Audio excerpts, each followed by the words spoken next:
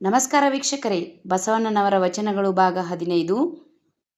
ನಿಸ್ವಾರ್ಥ ಭಕ್ತಿ, ನಿಸ್ವಾರ್ಥ ಭಕ್ತ, ಉತ್ತಮ ಕೆಲಸ, ಪರೋಪಕಾರಿಯಾಗಿ ಬಾಳುವವನೇ ನಿಜವಾದ ಕೂಡಲ ಸಂಗಮ ದೇವ ಎಂದು ಬಸವಣ್ಣನವರು ತಮ್ಮ ವಚನದ ಮೂಲಕ ವಿವರಿಸಿದ್ದಾರೆ. ವಚನ: ಮಾಡುವ ನೀಡುವ ಭಕ್ತನ ಕಂಡರೆ ನಿಧಿ ನಿಧಾನವ ಕಂಡಂತಾಯಿತು. ಪಾದೋದಕ ಪ್ರಸಾದವ ಜೀವಿಯ ಕಂಡರೆ ಹೋದ ಪ್ರಾಣ ಬಂದಂತಾಯಿತು. ಅನ್ಯರ ಮನೆಗೆ ಹೋಗಿ ತನ್ನುದರ ಹೊರೆಯದ ಅಚ್ಚ ಶರಣರ ಕಂಡರೆ ನಿಜವಾಗಿ ಕೂಡಲ ಸಂಗಯ್ಯನೆಂಬೆನು. ವಚನದ ಭಾವಾರ್ಥ: ಹೇ ಕೂಡಲ ಸಂಗಮ ದೇವ, ಉತ್ತಮ ಕೆಲಸಗಳನ್ನು ಮಾಡುವ, ಒಳ್ಳೆಯ ದಾನವನ್ನು ಕೊಡುವ ಭಕ್ತನನ್ನು ಕಂಡರೆ ನಿಧಿಯ ಮೂಲವೇ ಸಿಕ್ಕಷ್ಟು ಸಂತೋಷವಾಯಿತು.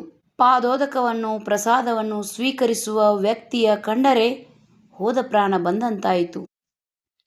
ಬೇರೆಯವರ ಮನೆಗೆ ಹೋಗಿ ತನ್ನ ಹೊಟ್ಟೆಯ ತುಂಬಲು ಕಾರ್ಯ ಕೈಗೊಳ್ಳದವರನ್ನು ನಿಶ್ಚಯವಾಗಿ ಕೂಡಲ ಸಂಗಮ ದೇವನೆಂದೇ ತಿಳಿಯುತ್ತೇನೆ ಎಂದು ಬಸವಣ್ಣನವರು ಹೇಳುತ್ತಾರೆ. ಧನ್ಯವಾದಗಳು.